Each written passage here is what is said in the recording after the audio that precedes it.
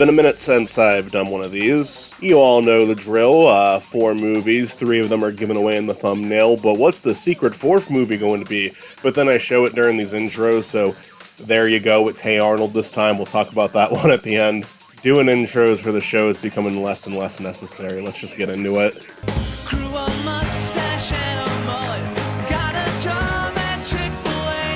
Nirvana, the band, the show, the movie, is a film that by all means should not even exist. It was a film with a theatrical release based on a TV show that wasn't even possible to watch at the time of its release, based on a web show that not a lot of people even heard of. I will remind you, Phineas and Ferb was a massive show that did not get a theatrical release for their film.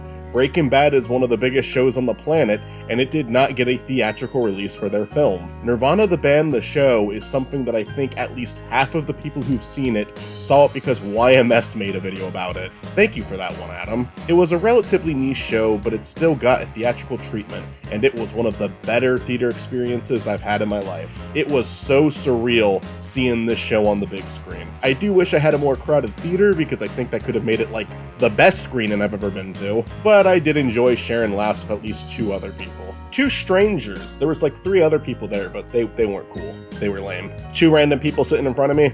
You guys were the real ones. This film is kind of a masterclass in film editing. It utilizes new footage and old footage from their web show to tell a story about time travel, and what they find in their old footage and how they were able to blend it in so well with the new footage is truly astonishing. This is both really cool to see as someone who loves the art of editing, but also great fan service to those who really love this show. That being said, I do think you could go into this one blind. I do recommend watching the TV show first, especially now that it's become more accessible than it was when the film first released, but it's not really a requirement to understand the movie at all. It does make the movie a little bit more fun to watch in my opinion, since you're already a fan of the show and you know how these characters work. It's really cool to see these characters function in a feature film, but the film does a great job of establishing what these 2 are all about within the first 15 minutes of the film, as we see them attempt yet another one of their crazy schemes to get a show at the Rivoli, which is essentially the plot of every episode of the show. The web show I personally recommend watching after the show and the movie if you've become a very big fan of the series.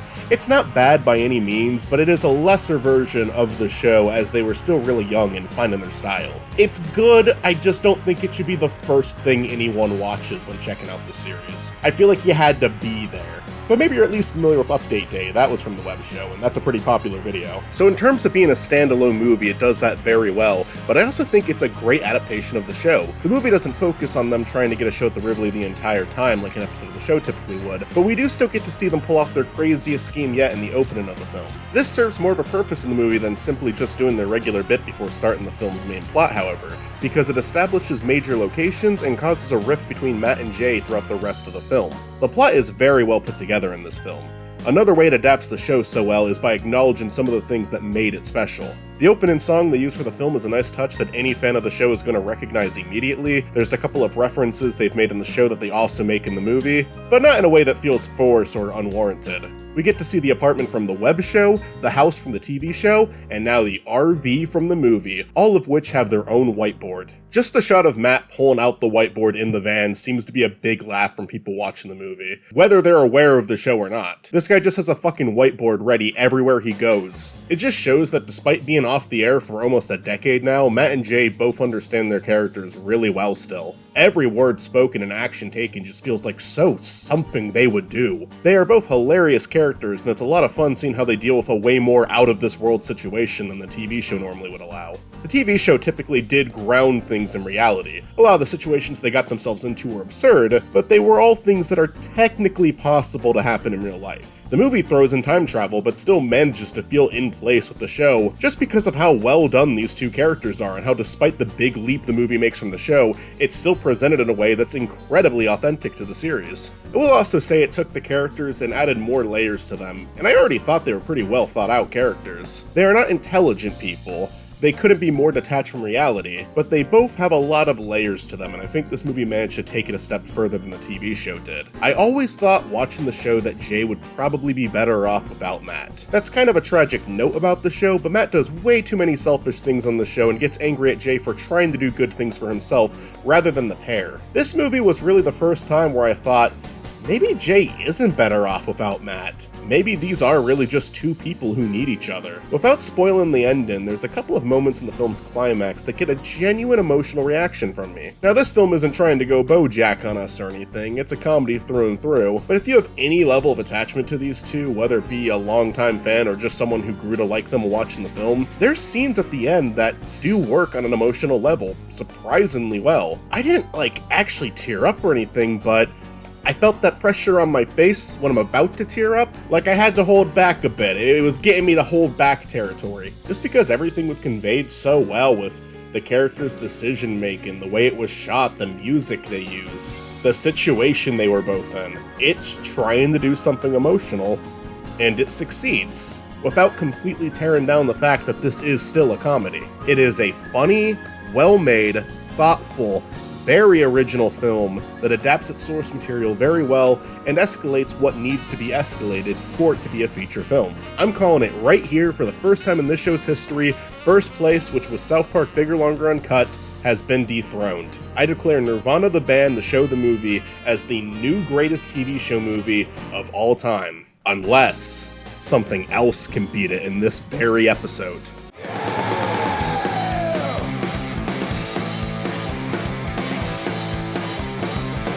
Well, this doesn't deserve to win. Fuck, man, I don't know. I don't fucking know. What the fuck am I even supposed to say about this one? I'm gonna do something kind of untraditional here. I'm just so confused on how I feel about this movie that I'm going to let the guest go first, and then I will try to talk about it. Matt, fucking take it away. You guys know Matt. He's been on the show 4 times now. He can watch after you. Papa's gotta go out for some milk. He'll look after you until then. Peace! In 2022, we got Aqua Teen Forever, Plantasm, a revival of the Aqua Teen Hunger Force show which had ended in 2015. It was straight to video, under 80 minutes, and coincided with 2 other Adult Swim shows getting straight to video movies. By all accounts, this is what you'd expect from an Aqua Teen Hunger Force movie. Something only fans will ever care about and only fans will ever watch. Which just makes the existence of Aqua Teen Hunger Force movie film for theaters so much funnier to me. Listen, I like Aqua Teen Hunger Force, but I'm willing to admit it's a dumb show. It's a show that really revels in being nonsensical and having absolutely zero continuity, meaning in the grand scheme of it all, basically every episode is pointless, and that goes double for a movie that finally delves into the secret origins of the Aqua Teens, as if that is going to tie into the series in any meaningful way, and the ridiculousness of its existence is only amplified by how few adult animated series have gotten theatrical movies, at least here in the US. Mind you, this got a movie the same year as The Simpsons. Before that, you've just got South Park and maybe arguably Beavis and Butthead, although I'd say that's a little more directed at teens. And the only one to join the club since 2008 is Bob's Burgers. Not Rick and Morty, not BoJack Horseman, not Futurama, not American Dad, not King of the Hill, not even Family Guy has a theatrical film. But Aqua Teen Hunger Force, the show where main characters regularly get killed off and brought back the next episode, does somehow. There is some attempt at being grander for the movie. I mean, they bring together so many iconic characters from the show, and most of them at least contribute to the film. MCP Pants did not need to be here, that segment goes nowhere, but the Space Guitars, the Ghost of Christmas Past, and of course Dr. Weird are all majorly involved in the alleged story of this film, and even the Moonanites at least get some funny scenes. I mean, when are the Moonanites not funny? Come on. But apart from grander narrative aspirations, there's not much of an upgrade to a typical episode of this show. I mean, I think the cheap animation is part of the appeal to Aqua Teen Hunger Force, so I'm glad they kept the animation simple, but the film does end up just looking like a normal episode of the show, and honestly, the writing is pretty on par with the show. Like, if you're on the fence about this series, I could see you appreciating the movie, but if you don't like this show, you're not gonna like the movie either. And honestly, the show's a bit of an acquired taste, so I might not recommend this for people unfamiliar with it. Or maybe you'd benefit from being thrown in at the deep end, who knows. Ultimately though, this is a movie for the fans of the show. If you like the show, you will love this movie. Also, if you're stoned out of your mind, like honestly, top tier stoner movie right here. I do kind of recommend you get high before this one if you can. Oh, and let's not forget that killer soundtrack, that groovy time for a movie bit with Mastodon, the remix of the Aqua Teen theme, Carl's theme, I Like Your Booty But I'm Not Gay. There's even a Killer Mike song on the soundtrack that I cannot find anywhere else, and also I don't remember appearing in the actual movie. Great song though. There's also a ton of behind the scenes insanity, like that for an April Fool's gag, Adult Swim played the entire movie months before its debut in a little box in the corner of the screen during their regular programming. Or that there were so many deleted scenes the DVD comes with an entire deleted movie. Or the fact that it caused a bomb scare resulting in the then head of Cartoon Network being ousted from the company. There's a Rebel Taxi video about it, I'm not going into detail here. Overall, I'm just delighted this film exists. Certainly not gonna be everyone's thing, but the show never really was either. This is as good as an Aqua Teen Hunger Force movie film for theaters could possibly be. I love it. Okay, I'm back with the milk. Fuck. This movie. I mean, not like fuck this movie, but like, fuck, this was a movie. I think it's very impressive that this is a feature-length movie while not having a narrative for an overwhelming majority of it. I think it's very impressive that it's a theatrical feature-length film adaptation of a TV show that in almost no way tries to look any different from the show. I can't say I've seen a movie do that before. I've seen a feature-length have zero story before and go the entire runtime with no story. I've seen a film adaptation that looks worse than the show, but I have never seen a movie mostly have no story but still try to throw one together at the very end while looking like it belongs on television despite being one of the few TV shows that actually got to be on the big screen.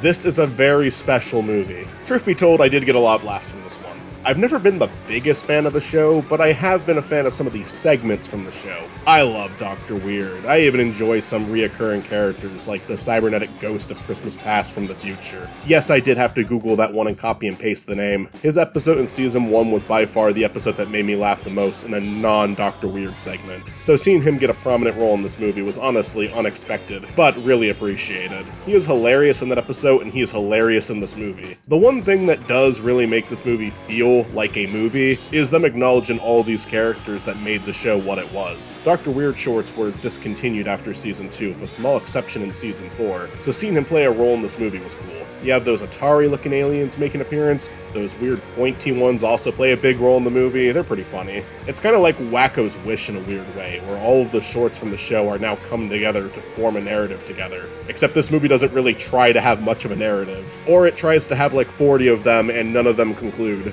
We just kind of ignore them and move on to something else. I'm not exaggerating that shit, by the way. Yes, there are a few things that stay relevant in the story, I guess, like the origin of the Aqua Force or the Insanoflex, but even when it seems like the film has finally figured out what it's going to be about, they just kind of forget about it and move on to something else. It's hands down the most poorly structured film I've covered on the show so far, but what saves it is the fact that it's doing it on purpose. I don't know if an Aqua Teen Hunger Force movie with a cohesive plot would even be a good Aqua Teen Hunger Force movie. This feels like a franchise that is carried by pure nonsense. I also need to praise something that I don't normally bring up, which is the poster. I love how detailed this fucking thing is. It's hilarious. It makes it seem like this movie is going to be so much more important than it actually ended up being. I mean, Carl is front and center on this poster with more detail than we've ever seen him with, and honestly, he does not play a large role in this movie at all. All of the characters from discontinued segments coming back, they all play a larger role than he does. He just kind of chimes in every once in a while. This poster makes it seem like it's going to be raising the stakes significantly in terms of production value and the animation, but again, the movie doesn't look different from the show at all. There's a little intro for the movie that was animated with a different style, but it's not even necessarily high quality, it's kind of intentionally sloppy. And I mean, I like it. I think something that the intro and honestly just a lot of the movie as a whole captures really well is not just the spirit of the show, but the spirit of Adult Swim. We even get a nice little cameo from 2 older Adult Swim characters. If I ever make a Spiny Norman movie, which truth be told is not off the table, this is likely the approach I'm taking. I mean, I think mine will have more of a narrative. I don't think I'm capable of matching this show's writing style, but style-wise, yeah, the movie would not look much different from the show. All in all, this is a very hard movie to understand, but that almost feels like it's the point. It made me laugh throughout with the occasional, what the fuck am I watching moment. So for that, I have to say it's better than some of the movies we've covered on the show before. I'm glad I watched it, but I will likely never watch it again. I will cover the sequel on a sequel edition though, likely with Matt again.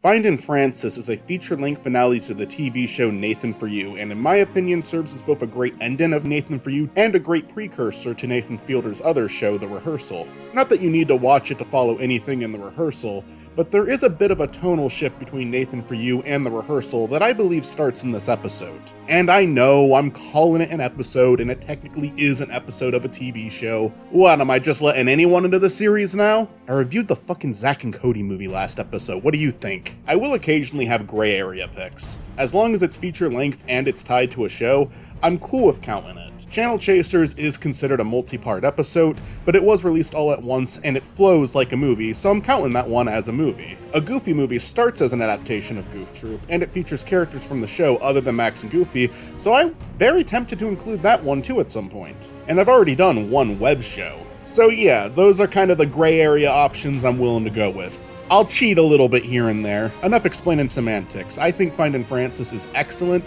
but it's not going to be everyone's cup of tea. And what I mean by that is, like, if you like The Rehearsal but find Nathan For You too uncomfortable, because I have heard a couple of people say this actually, watch Findin' Frances. It's closer to The Rehearsal in tone than Nathan For You.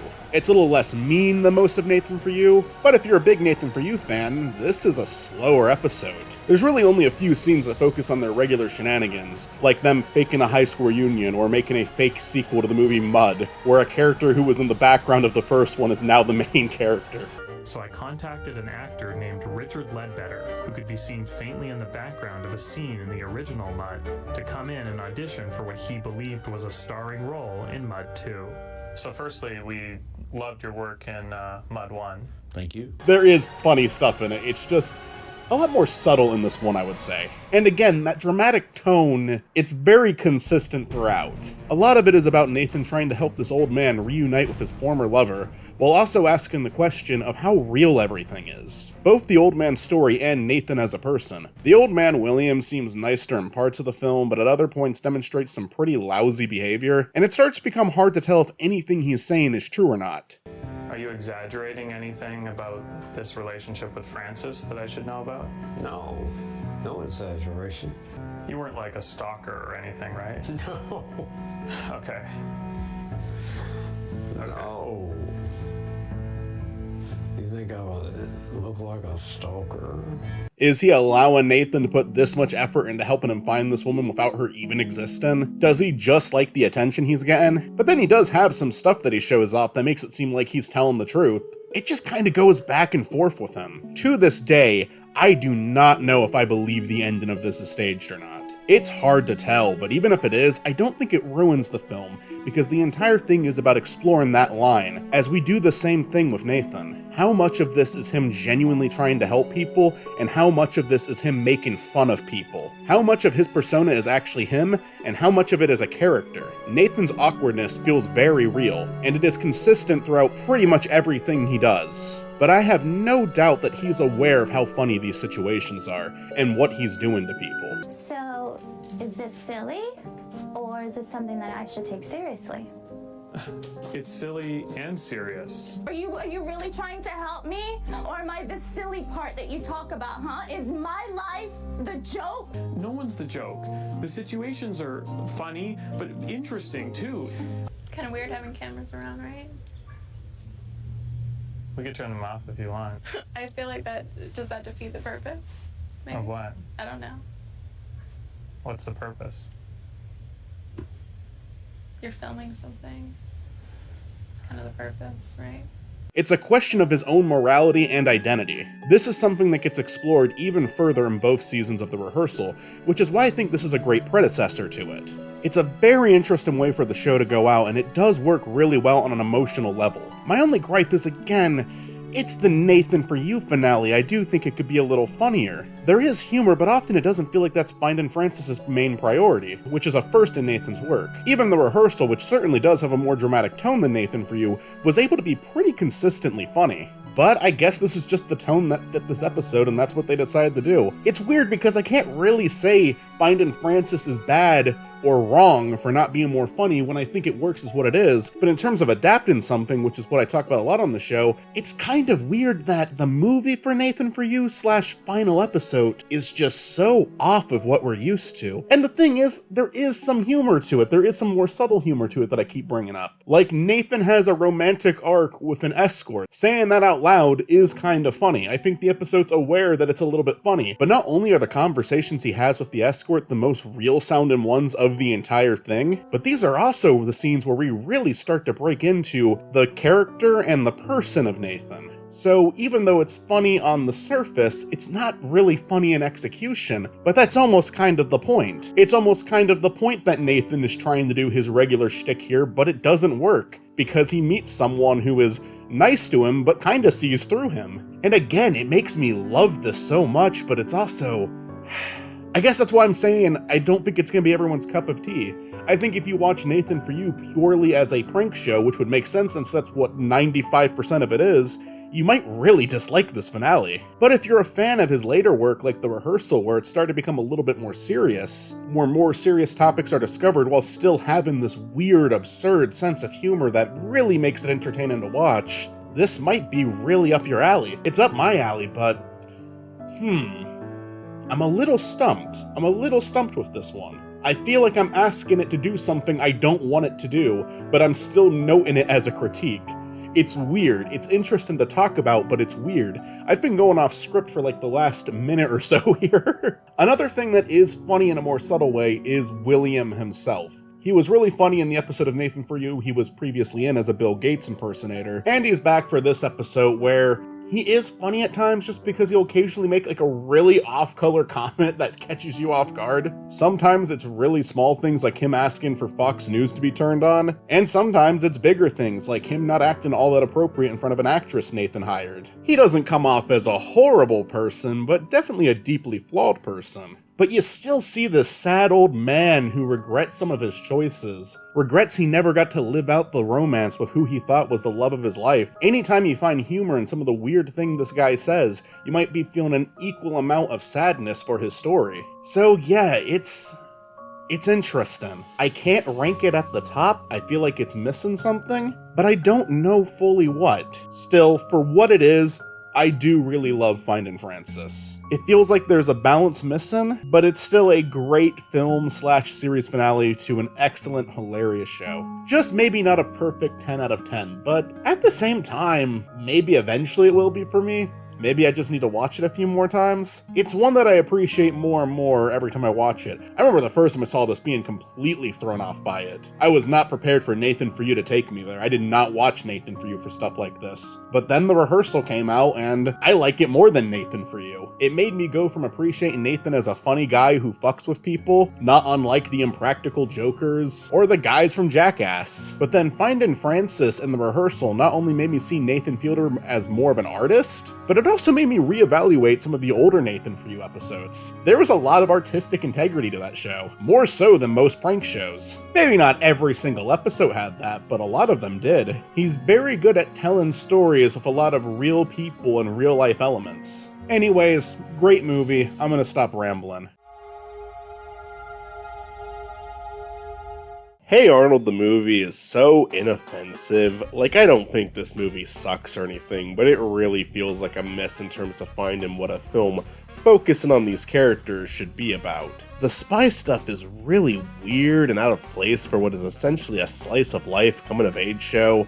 that could be a comedy, but also could be a drama too. The Let's Save the Neighborhood storyline feels really cliche, but the setting is very important to the show, and the idea of Arnold having to leave behind all of these people that he and the audience have gotten to know over the course of the show does offer some potential for emotional scenes and maybe some good laughs as they go through a lot of trial and error trying to find ways to save the town. But I feel like the start of this movie has some really rough pacing. It just doesn't feel like it's trying to be a movie at all. It feels like an episode of the show in terms of presentation, music, writing.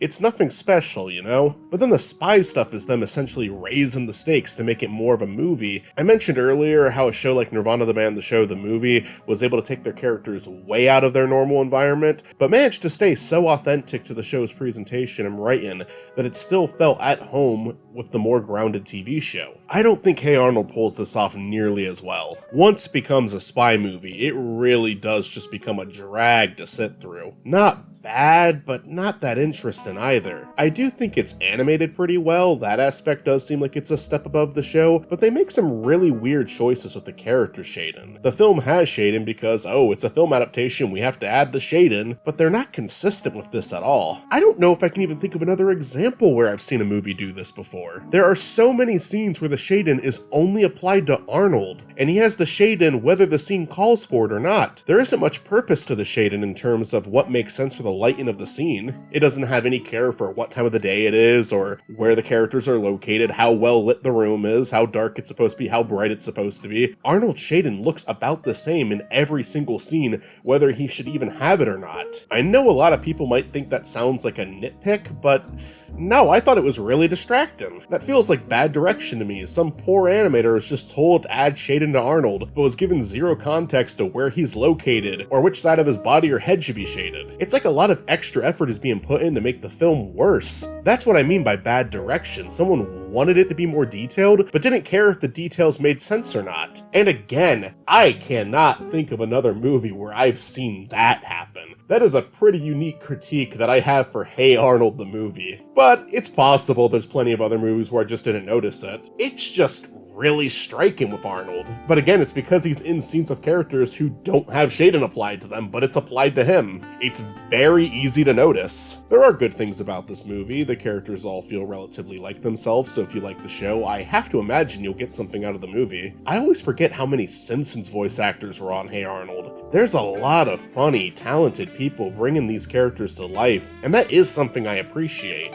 I didn't love watching this, but I wasn't nearly as bored as I was when I was watching Candace Against the Universe or Pokemon 2000. Just two movies that felt like they had nothing interesting or funny to give. There's enough people trying to make this entertaining. There's even a few lines that got an audible laugh out of me. Yay, Grandma! You know she's going back to jail, huh? I know. I like this bus driver character. He has a pretty good arc. There's a scene that feels very fitting for a film adaptation, like, oh yeah, this is something that's been built up in the show so much that we have to cover it in the movie, which is Helga finally confesses her feelings to Arnold. I knew there was no way in hell they weren't going to find a way to go back on this and return to the status quo, but it is interesting to see this confession finally happen and Arnold respond to it. I honestly thought since this was a spy movie there would just be some device that Helga uses on Arnold to make him forget her confession, but instead Arnold just asks Helga if she was being serious, and Helga says no. It's super anticlimactic, actually. I would give them credit for not going the easy route, but this isn't really much better. I guess this kind of is also the easy route, it's just not the, hey, let's use spy equipment easy route. I mean, that would have made more sense at least. I don't know. It's bad either way. But yeah, I enjoyed seeing the scene. I enjoyed seeing them do something with that. It's better that they did something with it in the movie to address it than not at all. You still do get a scene where the confession happens, and I enjoyed that. And I already knew ahead of time that they would not have the balls to make that stick. Like, they weren't going to make it a permanent change for the show. If the show was still coming out and this movie wasn't the end of it, they were not about to make that, like, a permanent thing. I know the Jungle movie was supposed to be the first movie, and then it was attempted as a sequel, only to spend years as an entry in 10 canceled movies that never saw the light of day, so I'm very happy that they did finally get to make the Jungle movie. I'm not the biggest Hey Arnold fan, but I do have a lot of fond memories watching this one as a kid, which honestly surprises me. I hated slower slice of life cartoons when I was younger. Stuff like Doug or As Told by Ginger, ugh. I couldn't stand those two. I thought they were so boring. I also thought King of the Hill was boring, and I was wrong about that. So it's possible I'm wrong about these two as well, just putting that out there. But something about Hey Arnold really worked for me. I guess it could be a little wackier at times, but even the slower moments really did something for me. And honestly, the reason I'm covering this one right now is because I really want to cover the Jungle movie in my next sequel edition. I want to see what a good Hey Arnold movie looks like. Because I saw this movie years ago, I think it was when I was in high school, and I just thought it was the biggest piece of shit. I think that's harsh, I think that's going too far, I don't think it's a piece of shit, I don't even think it's bad, but it's underwhelming. The Jungle movie more or less seems like the movie they wanted to make in the first place. I get that the Hey Arnold movie is kind of the result of studio interference, which sucks, I hate that shit. Not a bad movie, just painfully average. But I think it's a property that deserves to be better than mediocre. Ranking time! The Sweet Life movie. The Drawn Together movie, the movie. Impractical Jokers, the movie. Phineas and Ferb, the movie. Candace Against the Universe. Mystery Science Theater 3000, the movie. The Angry Video Game Nerd movie. Pokemon 2000. Hey Arnold, the movie. The SpongeBob SquarePants movie. Sponge Out of Water. Blue Mountain State, The Rise of Thadland. Jackass, the movie. Aqua Teen Hunger Force, movie film for theaters. Pokemon, the first movie. Beavis and Butthead Do America. Teen Titans Go to the movies. Batman. El Camino. Regular Show, the movie. The Simpsons movie. The Bob's Burgers movie. Beavis and Butthead Do the Universe. This is getting exhausting to do now. Phineas and Ferb, the movie, Across the Second Dimension, McGruber, Venture Bros, Radiant is the Blood of the Baboon Heart, Invader Zim Enter the Florpus, Ed, Edd and Eddy's Big Picture Show, Steven Universe the movie, Nathan For You, Findin' Francis, Monty Python and the Holy Grail, the SpongeBob SquarePants movie, South Park Bigger, Longer, and Uncut, and yes, as mentioned before, Nirvana the band, the show, the movie, is our new first place. It is gonna be a bitch to take that one out. There's gonna be a Community movie one day, I fucking hope. Maybe that one could beat it. I kind of don't think it will. The creator of Moral Oral has shown an interest in making a movie. That one could potentially be better than this one. I think that it is most likely this is gonna remain the best one forever, in my opinion. But we'll see.